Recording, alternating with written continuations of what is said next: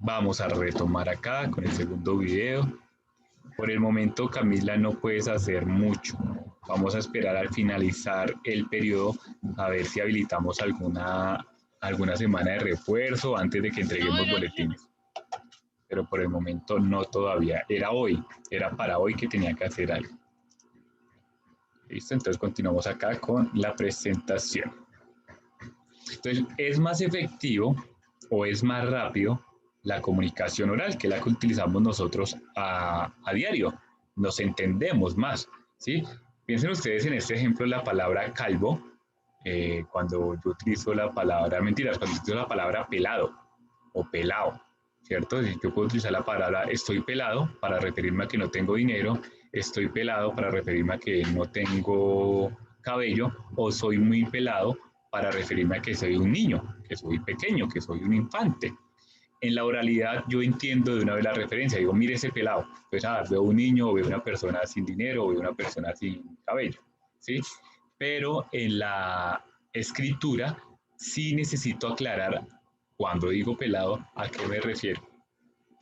Entonces es mucho más fácil por acá, pero acá es mucho más estricta y mucho más compleja y no se da peligro a malas interpretaciones.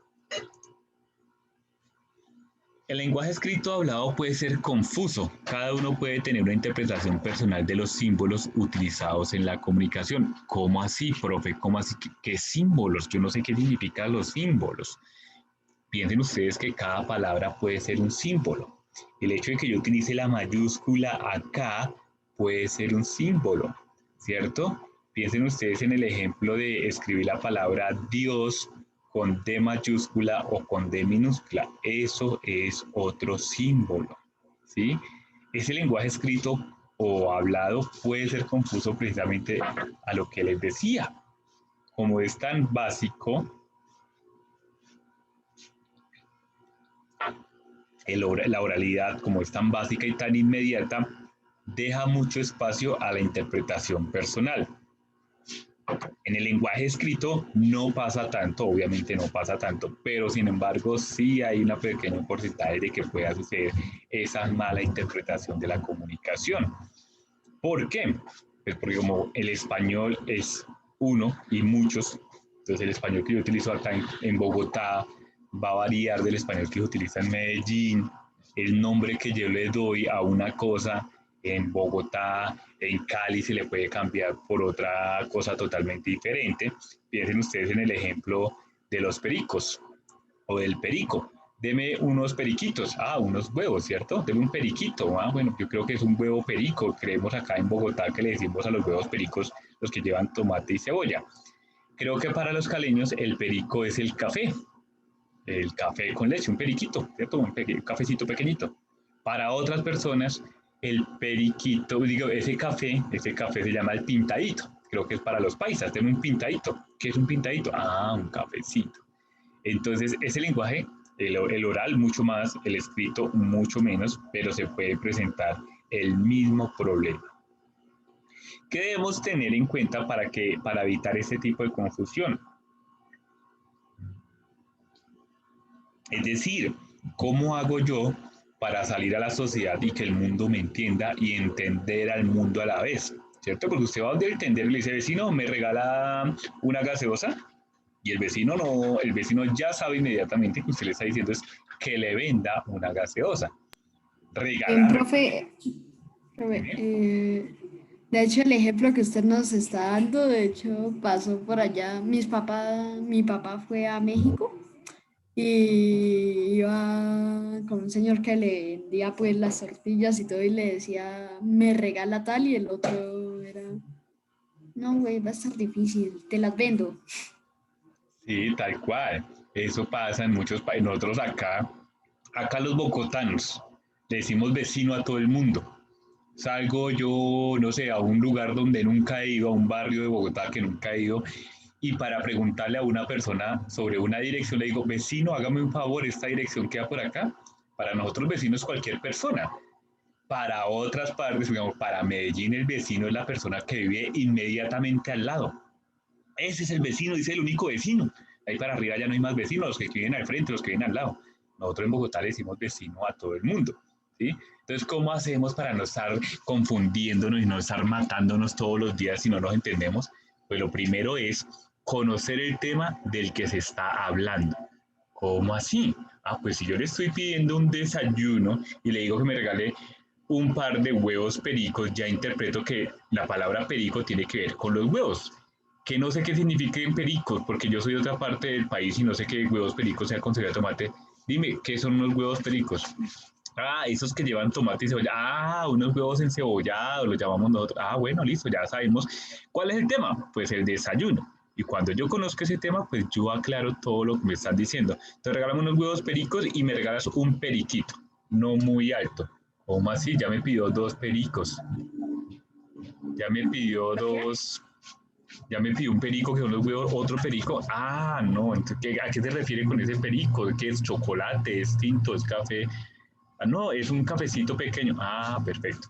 Eso hace que nosotros a diario nos entendamos los unos con los otros. Hoy en día, máxime, porque tenemos unos visitantes extranjeros, no solamente de Venezuela, sino que hay visitantes de otras partes del país y otras partes del mundo. Entonces, debemos saber que cuando salimos a la calle ya tengo que hablar de cierta manera y tengo que estar pendiente de qué tema se me está hablando para no confundirme. Siguiente, igual de básico, reunir hechos esenciales. Pero ¿cómo así que reunir hechos esenciales? Pero profesor, no vamos a ir a hablar como un doctor todos los días, con términos de diccionario todos los días. No, no, no se trata de eso. Cuando hablo de reunir hechos esenciales, es que si yo me estoy comunicando con la otra persona, tenemos un tema en particular, tenemos un lenguaje y un contexto en particular, yo sé y trato de definir una palabra o un concepto que la otra persona usó, que yo no entiendo. Esto sucede sobre todo en el lenguaje escrito. Yo no entiendo esa palabra y busco en el diccionario y parece que no aparece. ¿Sí? Entonces yo digo, no, pues entonces voy a reunir unos hechos, voy a mirar en todo lo que he leído anteriormente a ver cómo puedo definir esa palabra. Ah, ya veo que el Señor ha escrito unas veces Dios con mayúscula y otras veces Dios con minúscula. Y que cuando lo escribe con mayúscula se refiere al Dios católico de la religión cristiana, judía, ortodoxa, y que cuando se refiere o cuando utiliza la palabra Dios sin mayúscula, ah, no, está hablando de Dios de la guerra, de Dios Poseidón, de Dios Bochica. Ah, ya, eso se llama reunir hechos esenciales. Cuando yo no puedo pedir a la otra persona que me explique, que me aclare qué me quiere decir, trato de ubicar lo que él me dijo, los puntos más claros y más concretos de que él me dijo, para poder definir una palabra en particular. ¿Por qué es importante esto? Ustedes en este momento todavía no. Cuando ustedes sean grandes y sean ciudadanos, se van a dar cuenta que las leyes permiten unas cosas, prohíben otras cosas, y algunas veces unas leyes permiten esa cosa y otras leyes prohíben esa misma cosa. Entonces, oiga, sí, me pasé el semáforo en rojo, no sé, qué sé yo, no tengo la tecnomecánica, pero déjeme le explico. Eso se llama reunir hechos. Claro, la ley dice usted no puede andar sin tecnomecánica, usted no puede andar, no se puede pasar el semáforo en rojo. No, es que mire, tengo un paciente, es un familiar mío, necesito llegar al hospital rápido porque tuvo un accidente, entonces por eso me pasó el semáforo en rojo y por eso tuve que sacar el carro sin tecnomecánica. Ah, bueno, entonces ya uno se comunica de manera concreta. Sí, estoy violando la ley, soy consciente que estoy violando la ley, pero pues prefiero asumir eso y no pues que tengamos un desastre en la casa. Ser específico y ser concreto en la comunicación. ¿Qué es lo que usted quiere? ¿Qué es lo que usted necesita? ¿Qué es lo que usted está buscando? ¿Cuál es el mensaje que desea transmitir a la otra persona?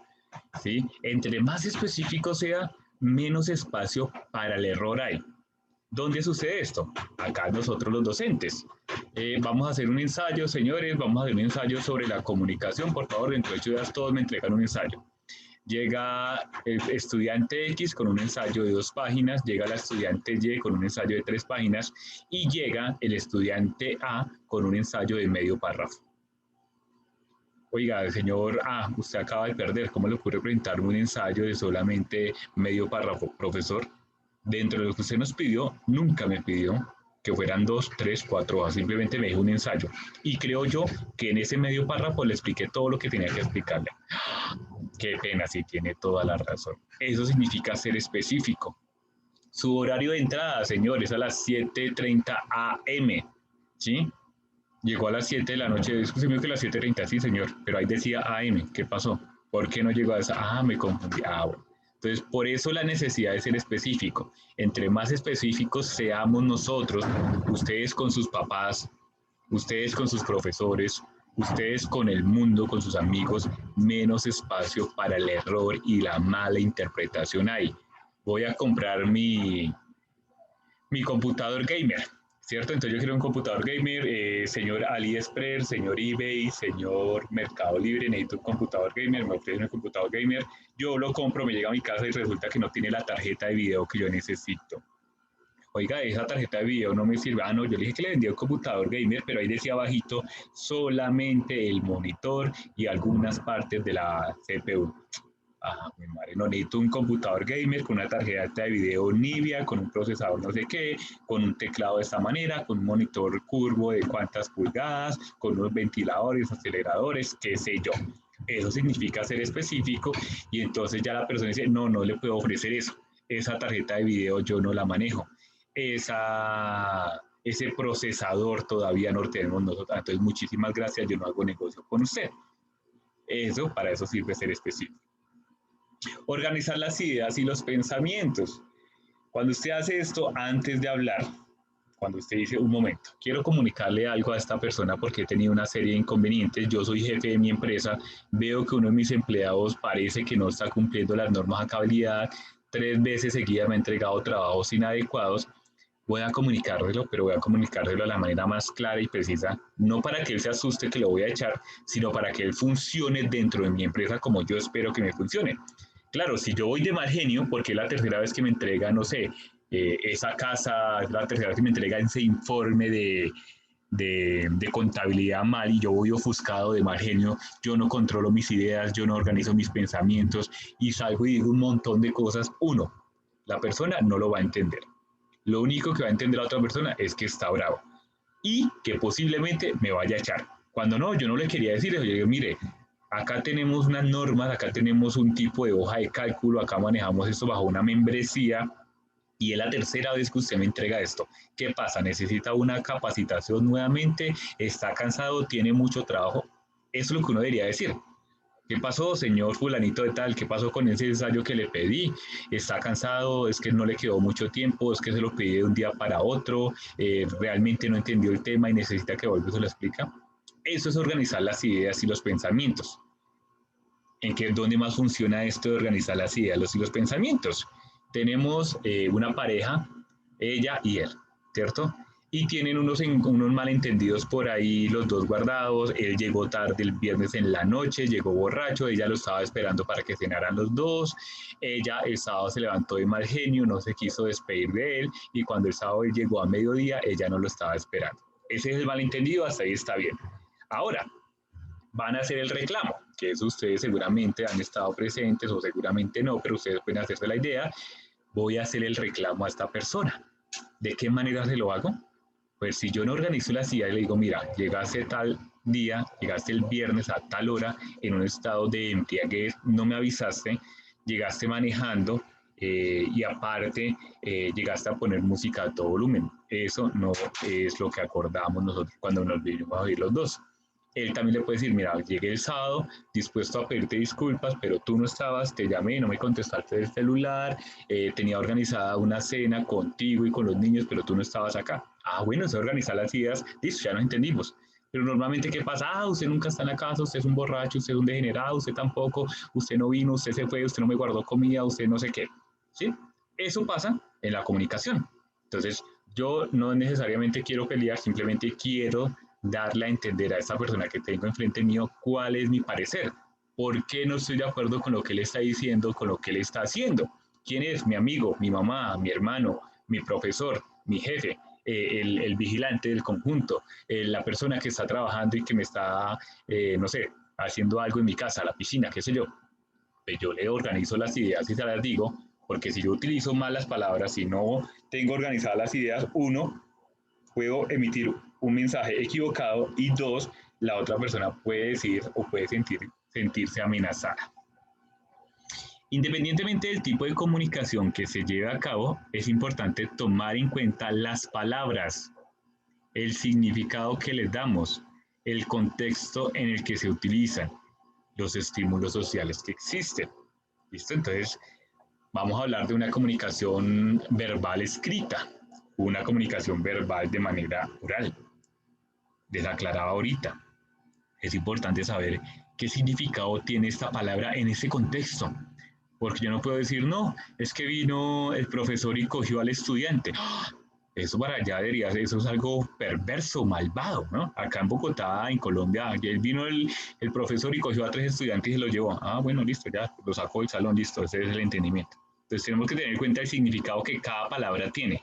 Aunque hablamos español todos, o digamos por lo menos estos dos ejemplos, los mexicanos y los colombianos, hay unas palabras que cambian de significado totalmente, ¿sí? El significado que le damos, que no es lo mismo decir coger o calvo o pelado, ¿sí? Pelota, en pelota, todo eso tiene un montón de significados diferentes en el contexto en el que se usan. Yo cuando hablo con los profesores, con sus otros profesores, con Miguel, con Briana, con Jonathan, si se acuerdan de él, yo sé de qué manera me puedo comunicar con ellos y nunca hay problema de no entendernos o de malinterpretarnos, ¿cierto? Porque yo sé que con ellos puedo hablar de una manera. Lo mismo que cuando ustedes hablan con sus compañeros allá entre ustedes utilizan palabras allá de pronto, lenguaje gamer, lenguaje virtual que ustedes mismos entienden, minimizan unas palabras, maximizan otras y ustedes entienden a cabalidad. Ahora, trate de comunicarse de esa manera con su abuelito a ver si le va a entender. No va a ser muy difícil que le entienda porque él no tiene el contexto en el que ustedes usan ese lenguaje, esas palabras, ¿cierto? Cada lenguaje cambia, no sé. ¿Cómo es que ustedes dicen cuando le dan un disparo en la cabeza a alguien en Free Fire, en Fortnite? Headshot. Headshot. Uy, headshot.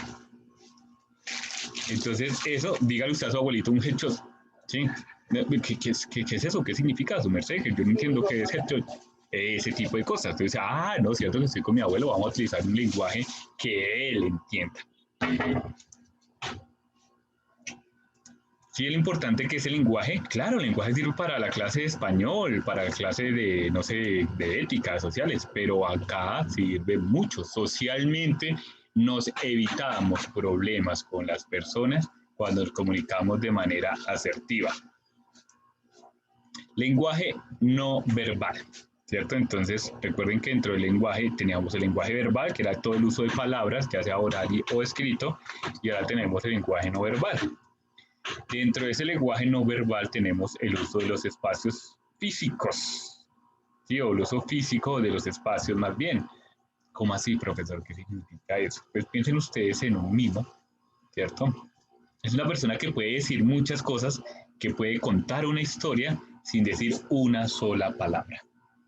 No sé si ustedes se acuerdan, había un personaje que se llamaba Mr. Bean, y Mr. Bean era buenísimo haciéndonos reír a todos nosotros sin decir muchas palabras. La mímica, sí señorita. Sí, entonces él estaba por allá en un supermercado, se quitaba un zapato para limpiarlo, lo dejaba encima de un carro, el carro se lo llevaba y eso se formaba una odisea completa. Todos nos reíamos. Mr. Bean nos contaba una historia sin contarnos una sola palabra. Usaba físicamente esos espacios que teníamos enfrente. Movimiento corporal. Todo el movimiento corporal, el cuerpo, las manos y los gestos dicen mucho de una persona.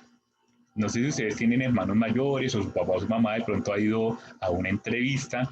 Él debe saber que en una entrevista no se va a sentar por allá con los brazos cruzados, no va a estar allá todo desgalambido en la silla, no tiene que sentarse derecho, tiene que tener las piernas juntas, la rodilla, las manos sobre las piernas, porque eso emula una persona con seguridad, dispuesta a trabajar. Una persona con los brazos cruzados dice, no, es una persona que es muy terca, una persona que no está dispuesta a cambiar su punto de vista. Los gestos. ¿Cuántos de ustedes no han sido víctimas de un castigo materno, paterno, de una cachetadita por ahí, de una palmada o de un castigo por hacer un gesto? por voltear los ojos, ¿cierto? Por estirar la boca y decir, o alzar los hombros. Eso dice, oiga, pero si no dijo una sola grosería, no, pero me estaba alzando los hombros este mocoso y a mí nadie me alza los hombros. Los ademanes, hay muchas maneras de leer los ademanes. Cuando yo estoy hablando con una persona y le pongo mi mano sobre el hombro de él, sobre el hombro, quiere decir, o inconscientemente le quiero transmitir que yo soy superior a él y que lo que yo le digo, aunque le esté pidiendo el favor, es una orden. Ese movimiento corporal va a decirnos mucho en la comunicación, ¿sí? Es importante tenerlo en cuenta. Pues ya va. Regálame un segundo, niños, tengo acá una urgencia, chao. Verbal. Y vamos a finiquitar con la comunicación gráfica. Esa comunicación gráfica, ¿qué es, profe? Pues lo que estamos haciendo. Esa comunicación gráfica, pues tiene una ventaja, que utilizamos imágenes y utilizamos verbalización. Verbalización, lo que estoy haciendo yo hablando y lo que estoy haciendo yo acá, escribiendo. ¿Listo? ¿De qué manera? En esta presentación no fui muy ducho utilizando muchas imágenes, pero yo normalmente en las presentaciones sí les pongo imágenes para que entiendan ustedes lo que yo quiero decir. En esta fue solamente texto. Pero entonces dentro de esa comunicación gráfica tenemos esos diagramas de avance, esos mapas, logotipos, iconos, estadísticas, barras, etcétera, etcétera, etcétera. Que el 70% perdió, no como que 70%, si yo le hago un círculo y vamos a ver si podemos anotar acá. Entonces vamos a decir acá, entonces dice, bueno, suponiendo que esto es un círculo, y decimos que del 100%, que es todo el círculo, perdonen la caligrafía, mis niños hermosos, que el 70%, del 100% solamente un... Espérenme, acá. Sale esto ya acá, anotación. Solamente llamémoslo esto, un 20% de los estudiantes pasó el año. Entonces ya cuando uno ve esa torta dividida así, dice, uy, güey, madre, mucha gente perdió. Todo esto que está acá, vamos a colocar un verde. Todo esto que está acá en verde, fue la gente que perdió el año, mucha gente, ¿cierto? Pero si yo solo lo digo con palabras como que no es lo mismo. Eso ayuda a que nosotros nos hagamos una idea mucho más clara de lo que tenemos, de lo que es la comunicación que se nos está dando. ¿Listo? Entonces tenemos diagramas, logotipos. ¿Qué es un logotipo? El símbolo de Nike, el símbolo de Red Bull, el símbolo de Adidas, de Apple, de todo lo que ustedes quieran. Esos son logotipos. Mapas conceptuales, mapas mentales, los mapas geográficos. Todo eso es comunicación. Y las últimas, que es como lo que queda de lado, porque normalmente nosotros no nos comunicamos de esta manera, pero sí existe mucha comunicación dentro de esto. Las fotografías, la pintura y las obras de arte en general es comunicación gráfica. A los que les guste por allá Instagram, se dan cuenta que Instagram es una red social donde solo en la mayor parte se comparten fotografías. Solo fotografías. Ya ahorita, hace algunos años hay gente subiendo videos, pero normalmente la página se creó para las fotografías. Entonces sigo a muchos fotógrafos de todo el mundo, japoneses, indios, alemanes, gringos, dinamarqueses, canadienses, de Alaska. Y entonces todos mediante su fotografía me pueden estar transmitiendo un sentimiento de desesperación, una estación del año, una situación peligrosa, una situación de alegría, etcétera, etcétera. La pintura y el arte en general, las obras, me transmiten mucho, ¿no? Pero hay muchas pinturas. La Gioconda, lo que nos conocemos nosotros como la Mona Lisa, nos transmite muchas cosas. Pero, profe, yo solo veo una mujer ahí mirando como con cara de medio sonriente nada más. Sí, claro, nosotros que no conocemos del tema del arte, pero cuando un experto en el arte se mire, la manera como el artista utilizó las sombras, las luces, la mirada de la Mona Lisa, los colores de la época, el tipo de trazo, pues madre, no sabía todo eso. Exactamente. Eso es lo que es importante en la comunicación. ¿Listo? ¿Por qué es importante el tema de la comunicación en ética? Como les venía diciendo, nosotros somos seres sociales, nosotros no somos animales que vamos cada uno por un lado, no somos seres sociales y entonces por allá me dicen, oiga, mire esta serie que está buenísima, WandaVision, y ¿cómo así? Entonces vamos y, sí, uy, no, me parece muy tonta, me parece, no, mire que es que tiene un significado porque nos está aclarando por qué pasó esto, pues madre. Eso hace la comunicación, somos seres sociales que nos comunicamos, que compartimos nuestros gustos, nuestros intereses, ¿sí? Decían por ahí, la comunicación más universal que hay en el mundo es la risa. ¿Pero cómo así? Pues usted hace, por ejemplo, Mr. Bean no tiene ningún lenguaje prácticamente, hay unos subtítulos por ahí pequeñitos, la serie como tal, no las películas, la serie, y usted se ríe el alemán, se ríe el colombiano, se ríe el inglés, se ríe el indio, se ríe el japonés, el chino, el iraquí y el árabe, ¿cierto? Los Simpson, el Chavo del Ocho, ¿a cuántos idiomas ha sido traducido el Chavo del Ocho? No es de nosotros, es mexicano, pero ha sido traducido a un sinnúmero de idiomas. ¿Qué significa chavo? Pues en México chavo significa el niño, los pequeños, ¿sí? Ya, nosotros, el resto del mundo, ese significado de niño, de pequeño, no es el mismo chavo. Nosotros digamos acá el pelado, el niño, el infante, qué sé yo, ¿sí? El mocoso, el pueril. Pero eso se volvió universal. Esa comunicación del humor, de la risa, es universal. Las otras son un poquito más exclusivas, más trabajadas, pero si de algo sirve es que nosotros nos podamos entender. Listo, mis niños, vamos a terminar la clase.